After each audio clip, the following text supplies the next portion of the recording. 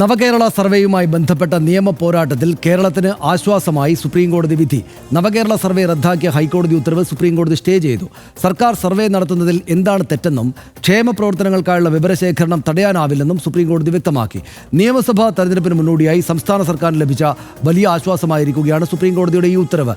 ഇതിനിടെ ഹൈക്കോടതി വിധിക്കെതിരെ സംസ്ഥാന സർക്കാർ ഉയർത്തിയ വാദങ്ങളും കോടതി അംഗീകരിച്ചു. ഭരണപരമായ കാര്യങ്ങളിൽ അനാവശ്യമായി ഇടപെടരുത് എന്നും ഹൈക്കോടതിയെ ഒരിക്കൽ കൂടി സുപ്രീംകോടതി ഓർമ്മപ്പെടുത്തി. സ്റ്റേ നിലവിൽ വന്നതോടെ സർക്കാർ നിശ്ചയിച്ച പ്രകാരം വീടുകൾ കയറിയുള്ള വിവരശേഖരണം തടസ്സമില്ലാതെ നടക്കും. രാഷ്ട്രീയ ലക്ഷ്യത്തോടെ പൊതുഖജനാവിലെ പണവും ദുരുപയോഗം ചെയ്ത് സർക്കാർ PR വർക്ക് നടത്തുകയാണ് എന്ന പ്രതിപക്ഷാരോപണങ്ങൾക്കും ഇതോടെ മുനയൊടിയുകയാണ്. കാണാം RDX റാപ്പ്. ക്ഷേമ പദ്ധതികൾ എങ്ങനെ ജനങ്ങളിലേക്ക് എത്തുന്നുവെന്ന് പരിശോധിക്കാനും വിവരശേഖരണം നടത്താനും സർക്കാരിന് അവകാശമുണ്ടെന്ന് നിരീക്ഷിച്ച കോടതി ഹൈക്കോടതി ഉത്തരവ് സ്റ്റേ ചെയ്യുകയായിരുന്നു. രാഷ്ട്രീയ കാരണങ്ങൾ ചൂണ്ടിക്കാട്ടി വികസന ക്ഷേമ പ്രവർത്തനങ്ങൾക്കായുള്ള വിവരശേഖരണം തടയാനാവില്ലെന്ന് കോടതി വ്യക്തമാക്കി. സർവേക്ക് 20 കോടി രൂപയുടെ ചിലവ് സംബന്ധിച്ച് സംസ്ഥാനം റിപ്പോർട്ട് സമർപ്പിക്കണമെന്നും കോടതി ആവശ്യപ്പെട്ടു. ഭരണപരമായ കാര്യങ്ങളിൽ അനാവശ്യ ഇടപെടലുകൾ നടത്തരുതെന്ന വിമർശനവും ഹൈക്കോടതിക്കെതിരെ സുപ്രീംകോടതി ഉന്നയിച്ചു. കേസിൽ സുപ്രീംകോടതി എതിർകക്ഷികൾക്ക് നോട്ടീസ് അയച്ചു. ക്ഷേമ പദ്ധതികൾക്കായി കോടികൾ ചെലവഴിക്കുമ്പോൾ അത് ജനങ്ങൾക്ക് എത്രത്തോളം പ്രയോജനപ്രദമായെന്ന് വിവരശേഖരണം നടത്തുന്നതിൽ എന്താണ് തെറ്റെന്ന് സുപ്രീംകോടതി ചോദിച്ചു. പദ്ധതികൾ മെച്ചപ്പെടുത്താൻ സംസ്ഥാനങ്ങൾക്ക് ഇത്തരം പരിശോധനകൾ നടത്താമെന്നും സുപ്രീംകോടതി നിരീക്ഷിച്ചു. രാഷ്ട്രീയ നേതാക്കൾ ഇത്തരം സർവേകളെക്കുറിച്ച് എന്തു പറയുന്നു എന്നത് കോടതിയെ ബാധിക്കുന്ന കാര്യമല്ലെന്നും സുപ്രീംകോടതി വ്യക്തമാക്കി. സുപ്രീംകോടതിയിൽ നിന്ന് അനുകൂല വിധി നേടിയതോടെ നവകേരള സർവേയുമായി മുന്നോട്ടു പോകാനാണ് സംസ്ഥാന സർക്കാരിന്റെ തീരുമാനം. RDX rap news Malayalam.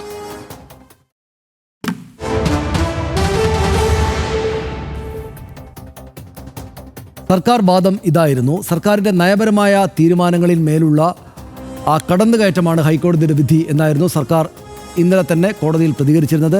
സർക്കാരിൻ്റെ ഭരണനിർവഹണത്തിലും വികസന കാര്യത്തിലും ഹൈക്കോടതി അനാവശ്യമായി ഇടപെട്ടു എന്ന വാദമാണ് കോടതിക്ക് മുമ്പാകെ സർക്കാർ അറിയിച്ചത്. ഒരു രാഷ്ട്രീയ പാർട്ടി സർക്കുലർ ഇറക്കി എന്നതുകൊണ്ട് മാത്രം നയപരിപാടി റദ്ദാക്കാനാവില്ല എന്ന നിലപാട് സർക്കാർ എടുത്തു. പൊരുത്തക്കേടുകളുള്ള വിധി സ്റ്റേ ചെയ്യണമെന്നും സർക്കാർ സുപ്രീം കോടതിയോട് ആവശ്യപ്പെടുകയും ചെയ്തു. അത് അംഗീകരിച്ചാണ് സുപ്രീം കോടതി സ്റ്റേ ചെയ്ത്. തെരഞ്ഞെടുപ്പ് നടക്കാനിരിക്കെ സർവേ നടത്തുന്നത് രാഷ്ട്രീയ ലക്ഷ്യത്തോടെയാണെന്ന് ഹർജിക്കാർ കോടതിയിൽ ഹൈക്കോടതിക്ക് മുമ്പാകെ പറഞ്ഞിരുന്നു. സുപ്രീം കോടതിയിലും ആ വാദം വെച്ചു. സർവേ നടത്തുന്നത് ഭരിക്കുന്ന പാർട്ടിയുടെ രാഷ്ട്രീയ പ്രവർത്തകരെ ഉപയോഗിച്ചാണെന്നും അവരെ ഹർജിക്കാർ വാദിച്ചു. സർവേ സംബന്ധിച്ച പ്രഖ്യാപനം ആദ്യം നടത്തിയത് CPIM സംസ്ഥാന സെക്രട്ടറിയാണെന്ന് ഹർജിയിൽ പറയുന്നുണ്ടായിരുന്നു. സുപ്രീം കോടതി ഇതാണ് പറഞ്ഞത്. സർക്കാർ നടത്തുന്ന പ്രവർത്തനങ്ങളെ വിലയിരുത്താനായി സർവേ നടത്തുന്നതിൽ എന്താണ് തെറ്റ് എന്നൊരു ചോദ്യം സുപ്രീം കോടതി ചോദിച്ചു. ക്ഷേമ പദ്ധതികൾ എങ്ങനെ ജനങ്ങളിലേക്ക് എത്തുന്നു എന്ന് പരിശോധിക്കാൻ സർക്കാരിന് അവകാശമുണ്ട് എന്ന് സുപ്രീം കോടതി പറഞ്ഞു. രാഷ്ട്രീയ നേതാക്കൾ ഇത്തരം സർവേകളെക്കുറിച്ച് പറയുന്നത് കോടതിയെ ബാധിക്കുന്ന കാര്യമല്ല എന്ന് സുപ്രീം കോടതി വ്യക്തമാക്കി. പദ്ധതികൾ മെച്ചപ്പെടുത്താൻ സംസ്ഥാനങ്ങൾക്ക് ഇത്തരം പരിശോധനകൾ നടത്താമെന്നും കോടതി നിലപാടെടുത്തു. സുപ്രീം കോടതി ഭരണപരമായ കാര്യങ്ങളിൽ ഹൈക്കോടതി അനാവശ്യമായി ഇടപെടരുത് എന്നും വിമർശനം സുപ്രീം കോടതിക്കുണ്ട്. ചീഫ് ജസ്റ്റിസ് സൂര്യകാന്ത്, ജോയ്മാല ബാഗ്ചി എന്നിവരടങ്ങിയ ബെഞ്ചാണ് ഈ കേസ് സുപ്രീം കോടതിയിൽ പരിഗണിച്ചത്. ഹർഷ, ഇതിപ്പോൾ കഴിഞ്ഞ ദിവസം ഈ ചർച്ച ഹൈക്കോടതിയിലെ വിധി വന്നപ്പോൾ ഞാൻ ആ വിധിക്ക് അനുകൂലമായിട്ടും KSUക്കാരുടെ വാദങ്ങൾ ശരിയാണ്, ധാർമ്മികമായിട്ട് ഈ ഘട്ടത്തിൽ സംസ്ഥാന സർക്കാർ ഇങ്ങനെ ഒരു സർവേ നടത്തരുതായിരുന്നു എന്നും അഭിപ്രായപ്പെട്ട ആളാണ്. പക്ഷേ ഇതിപ്പോൾ സുപ്രീം കോടതി എനിക്ക് കൂടിയാണ് ഒരു മറുപടി തന്നിരിക്കുന്നത്. അതെ അല്ല, പക്ഷേ അതിനകത്ത് വേറൊരു കാര്യമുണ്ട്. ഹൈക്കോടതി കുറേ കാര്യങ്ങളൊക്കെ പറഞ്ഞെങ്കിലും ഹൈക്കോടതി ആ സ്റ്റേ കൊടുത്തത് റൂൾസ് ഓഫ് ബിസിനസ് ലംഘിച്ചുകൊണ്ട് ഈ ഫണ്ട് അനുവദിച്ചു, 20 കോടി രൂപ ഫണ്ട് അനുവദിച്ചു എന്ന കാരണം പറഞ്ഞായിരുന്നു. പക്ഷേ ആ വിഷയത്തിൽ സുപ്രീം കോടതി ഇടപെടുമ്പോൾ ഭരണപരമായ കാര്യങ്ങളിൽ അനാവശ്യ തിടുക്കം കാട്ടി ഹൈക്കോടതി ഇടപെട്ടു എന്ന മട്ടിലുള്ള ഒരു വിലയിരുത്തലാണ് സുപ്രീം കോടതി നടത്തിയതെന്നാണ് എനിക്കിപ്പോൾ തോന്നുന്നത്. ആ നിലയ്ക്ക് വേണമെങ്കിൽ അതിനെ വിലയിരുത്താം. കാരണം വലിയ കോടികൾ മുടക്കി ഈ പദ്ധതികൾ നടപ്പാക്കുമ്പോൾ അതിൻ്റെ ഫീഡ്ബാക്ക് ജനങ്ങളിൽ നിന്ന് എടുക്കേണ്ടതും എങ്ങനെയാണ് ഇത് വർക്കാവുന്നതെന്ന് അറിയേണ്ടതും സർക്കാരിൻ്റെ ബാധ്യത കൂടിയാണ്. സർക്കാർ അത് അറിയേണ്ടതുണ്ട്.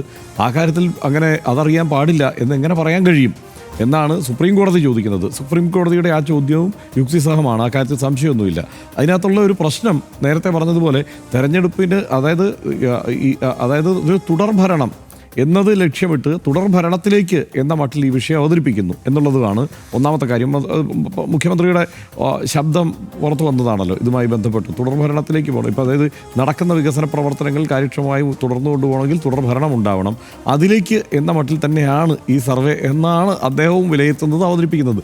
അത് പറയുമ്പോൾ നമുക്കൊരു കാര്യം എന്താണെന്ന് വെച്ച് കഴിഞ്ഞാൽ ഒരു സർക്കാരിന് അങ്ങനെ ആലോചിക്കാം, നമ്മൾ തുടർ ഭരണത്തിലേക്ക് പോവുകയാണ്, അതുകൊണ്ട് നമ്മൾ ഇതിൻ്റെ ഈ ഭരണ തുടർച്ച ഉണ്ടാകാൻ പോകുന്നു, അങ്ങനെ തുടർന്ന് പോകുമ്പോൾ എന്തൊക്കെ ചെയ്യണം എന്നുള്ളത് സർക്കാർ ആലോചിച്ച് കൂടാ എന്ന് നമുക്ക് എങ്ങനെ പറയാൻ കഴിയുമെന്നുള്ളത് ഈ ധാർമ്മികത മാറ്റി നിർത്തിയാൽ, ധാർമ്മിക പ്രശ്നം എന്നുള്ളതിനപ്പുറത്ത് നിയമപരമായി അതിനകത്ത് ഏതെങ്കിലും തരത്തിലുള്ള പ്രശ്നമുണ്ടോ എന്നുള്ള കാര്യത്തിൽ എനിക്ക് സംശയമുണ്ട്. ഇപ്പോൾ മാത്രമല്ല ഇതിൽ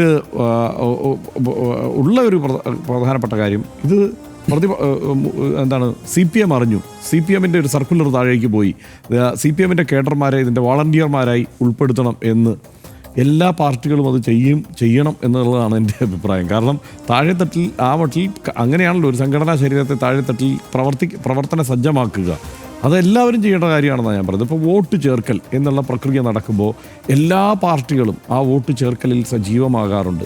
നേരത്തെയൊക്കെ അതായത് പ്രാദേശികമായി ചില നേതാക്കന്മാർ കൂടുതൽ സജീവമാവാറുണ്ട്.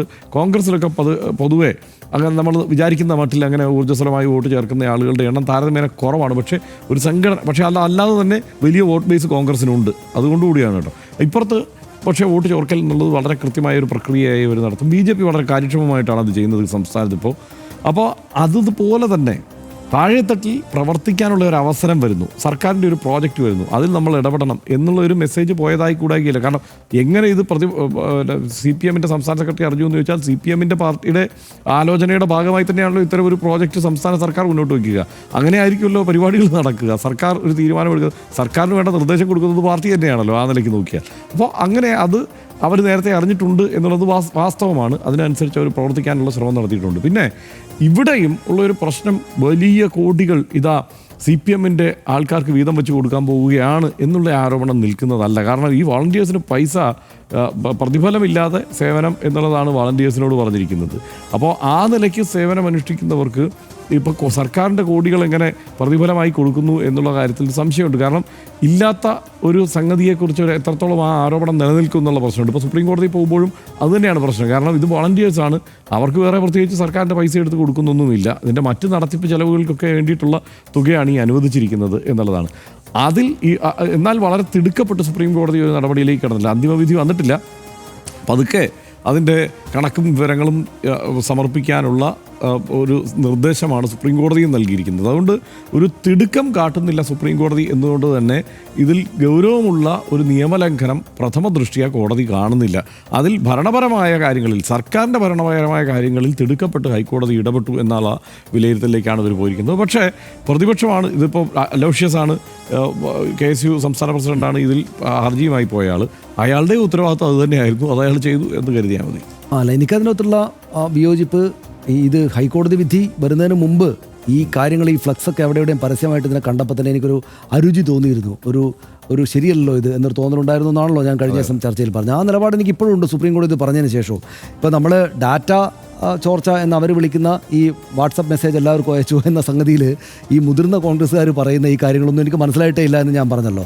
പക്ഷേ ഇതിൽ KSUക്കാർ, അലോഷ്യസ് സേവ്യറും പിന്നെ ഇവിടുത്തെ ഒരു നേതാവുമാണല്ലോ, KSU നേതാവുമാണ് കാര്യം പറഞ്ഞത്. അത് അവരുടെ ആ പോയിന്റ് വാലിഡാണ് എന്നിപ്പോഴും ധാർമ്മികമായിട്ട് വാലിഡാണ് എന്ന് വിചാരിക്കുന്ന ആളാണ് ഞാൻ. കാരണം അന്നും ഞാനത് പറഞ്ഞിരുന്നു. ഇതിൻ്റെ നിയമപരമായിട്ടുള്ള കാര്യം സുപ്രീം കോടതി പറഞ്ഞുകൊണ്ട് നമുക്കിനി തർക്കിക്കാനില്ല. പക്ഷേ ഒരു പ്രശ്നമുള്ളത് എന്താണെന്ന് വെച്ചാൽ, ഒരു തെരഞ്ഞെടുപ്പിന് തൊട്ട് മുന്നോടിയായിട്ട് ഈ സർക്കാരിൻ്റെ ഭരണ നേട്ടങ്ങൾ അങ്ങോട്ടേക്ക് എത്തിക്കാനും അതിനെ എങ്ങനെ ജനങ്ങൾ വിലയിരുത്തുമെന്ന് കാണാനുമായിട്ട് സർക്കാരിൻ്റെ പണം മുടക്കിയിട്ട് ഇങ്ങനെ ഒരു സർവേ നടത്തുമ്പോൾ അതിനകത്തുള്ളൊരു പ്രശ്നം, അത് ഒരു ലെവൽ പ്ലേയിങ് ഫീൽഡ് ഇന്നൊരു ചെറിയ ഒലച്ചിൽ വരികയാണ്. കാരണം എന്താണെന്ന് വെച്ചാൽ, സർക്കാരിൻ്റെ കൈവശമുള്ള 20 കോടി രൂപ ഇതിനു വേണ്ടി സ്പെൻഡ് ചെയ്തിട്ടാണല്ലോ ഇവർ ഈ പരിപാടി നടത്തുന്നത്. അപ്പോൾ തെരഞ്ഞെടുപ്പിലേക്ക് പോകാൻ ദിവസങ്ങൾ മാത്രം ബാക്കിയിടവേ, മാസങ്ങൾ പോലുള്ള ദിവസങ്ങൾ മാത്രം ബാക്കിയുള്ളായിരിക്കുന്ന സമയത്ത് മറ്റുള്ളവരെല്ലാം അവരവരുടെ പണം മുടക്കിയിട്ട് ചെയ്യുന്ന കാര്യം തന്നെയാണ് യഥാർത്ഥത്തിൽ സർക്കാരിന് സവിശേഷ അധികാരങ്ങളുണ്ട്, കുറ്റമൊന്നും പറയാനില്ല. സർക്കാരിൻ്റെ സേവനങ്ങളെക്കുറിച്ച് തന്നെയാണ് ചോദിക്കുകയും ചെയ്യുന്നത്. കുറ്റം പറയാനൊന്നുമില്ല. പക്ഷേ ധാർമ്മികമായിട്ട് അവിടെ പണം മുടക്കി ഇങ്ങനെ സർവ്വ നടത്തുന്നതിൽ ഇതിപ്പോൾ ഒരു 6 മാസം മുന്നേ ആയിരുന്നെങ്കിൽ നമുക്കിത് പറയാൻ പറ്റില്ലായിരുന്നു. ഈ സമയത്ത് പോയിട്ട് ഇത് പ്രഖ്യാപിച്ച് നടന്നതിൽ അവിടെ ഒരു ധാർമ്മിക പ്രശ്നമുണ്ട് എന്ന് തന്നെയാണ് ഞാൻ വിചാരിക്കുന്നത്. പക്ഷേ നിയമപ്രശ്നമില്ല. അതിപ്പോൾ സുപ്രീം കോടതി വ്യക്തമാക്കിയല്ലോ. ധാർമ്മിക പ്രശ്നം രാഷ്ട്രീയമായിട്ട് ഇങ്ങനെ ഉണ്ടായിരിക്കെ കൃത്യസമയത്ത് ഇടപെട്ട KSUവിനെ അഭിനന്ദിക്കുക തന്നെയാണ് ഈ ഘട്ടത്തിൽ വേണ്ടതെന്ന് ഞാൻ വിചാരിക്കുന്നു.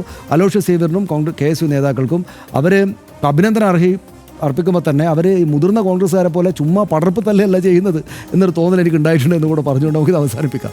ഹൈക്കോടതി വിധിക്കെതിരെ സുപ്രീം കോടതിയിൽ അപ്പീൽ നൽകി അനുകൂല വിധി സമ്പാദിച്ച് പ്രതിച്ഛായ മെച്ചപ്പെടുത്താനാകും ഇനി സർക്കാർ ശ്രമിക്കുക എന്ന് RDX നേരത്തെ തന്നെ വിലയിരുത്തിയിരുന്നു.